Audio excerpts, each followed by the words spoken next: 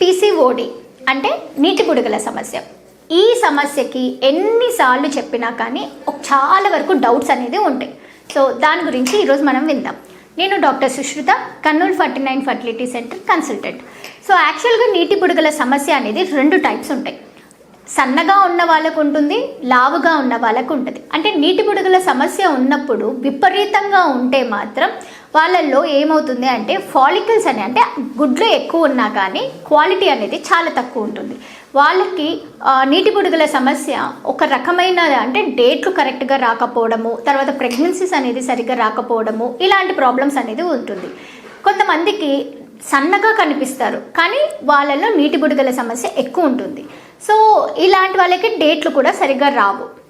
ఇంకా యాక్చువల్గా ఏంటి, మనం ఎలా డిఫరెన్షియేట్ చేసుకోవాలి అంటే నీటి బుడగల సమస్య అందరిది ఒకటేనా అంటే కాదండి. కొంతమందికి ఏంటి అని అంటే పెళ్ళైనాక కూడా వచ్చే సమస్య అనేది ఉంటుంది, నీటి బుడగల సమస్య. ఇవన్నీ కూడాను హార్మోన్స్ వల్ల ఇంబ్యాలెన్స్ వల్ల ఉంటుంది.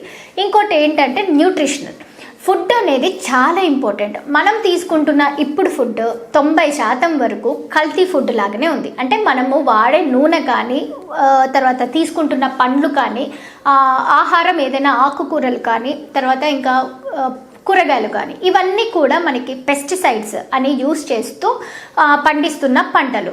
ఎందుకంటే జనాభా ఎక్కువ అవుతుంది కాబట్టి ఇంతమందికి ఫుడ్ సప్లై చేయాలంటే ఫాస్ట్గా గ్రోత్ అనేది ఉండాలి. ఇలాంటప్పుడు మనకి పెస్టిసైడ్స్ అనేది ఎక్కువ యూస్ చేయడం వల్ల, క్రాస్ బ్రీడ్స్ అనేది ఎక్కువ యూస్ చేయడం వల్ల ఏమవుతుంది, క్వాలిటీ అనే ఫుడ్ తగ్గిపోతుంది.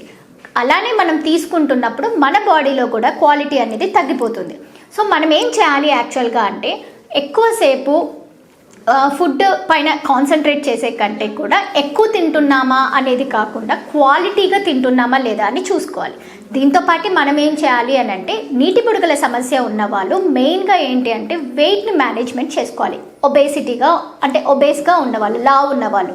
అంటే ఇంతకు ముందు ఏంటి అంటే పెళ్ళైనాక పిల్లలు పుట్టిన తర్వాత వెయిట్ అనేది ఇంక్రీజ్ అయ్యేవాళ్ళు ఆడవాళ్ళలో, కానీ ఇప్పుడు అట్లా కాదు. ఇప్పుడు అసలు పెళ్ళి కాకముందు 16 ఏళ్ళు 14 నుంచి 16 ఏళ్ళ వయసులో ఉన్న వాళ్ళల్లోనే వెయిట్ అనేది చాలా వరకు ఇంక్రీజ్ అయిపోతుంది. ఇది ఎందుకు అనంటే మనం మన పిల్లలకి పెట్టే ఫుడ్ కూడా చాలా ఇంపార్టెంట్.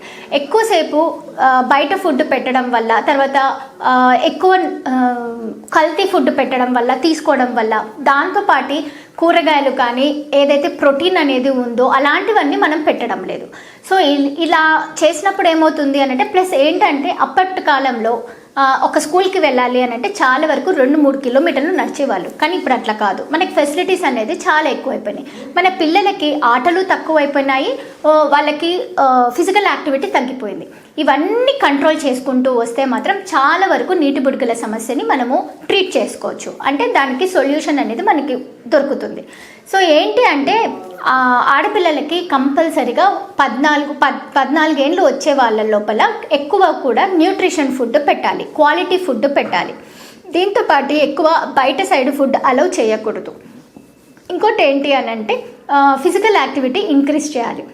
గేమ్స్ కానీ, వాకింగ్ కానీ, యోగా కానీ ఇలాంటివి చేసుకోవడం వల్ల ఏమవుతుందంటే మన క్వాలిటీ ఆఫ్ లైఫ్ని మనము మన పిల్లలకి ఇంప్రూవ్ చేస్తున్నాం అనేది.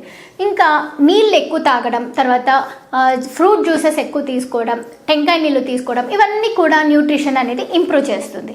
సో డేట్లు కరెక్ట్గా వచ్చినాయి అని అంటే వరకు మనకి చాలా వరకు భయం ఉండదు. కొంతమందికి పెళ్ళయ్యాక ప్రెగ్నెన్సీ కోసం ప్లాన్ చేస్తుంటారు, డేట్స్ అనేది కరెక్ట్గా రావు. సో వీళ్ళల్లో ఏంటంటే ఇన్సులిన్ అనే హార్మోన్ అనేది ఉంటుందన్నమాట, అది ఇర్రెగ్యులర్గా ఉంటుంది.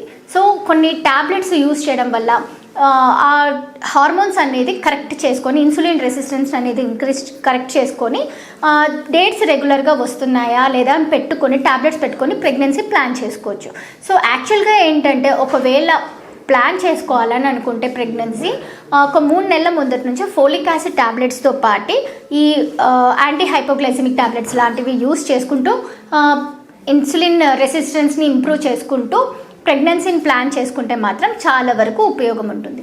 డేట్లు కరెక్ట్గా రాకపోతే ఓసిపిల్స్ అనేది పెడతామన్నమాట. సో డేట్లు కరెక్ట్గా రెగ్యులరైజ్ చేసుకొని వాళ్ళకి ప్రెగ్నెన్సీకి ప్లాన్ చేయడానికి ట్యాబ్లెట్స్ అనేది పెడతాం. సో మీకు ఇలాంటి డౌట్స్ అలాంటివి ఉంటే కనుక ఖచ్చితంగా మీరు డాక్టర్ని కన్సల్ట్ అయ్యి స్కానింగ్ చేయించుకొని నీటి బుడగల సమస్య ఉందా లేదా తెలుసుకొని ముందుకెళ్ళాలి. థ్యాంక్ యూ అండి. నేను డాక్టర్ సుశ్రుత.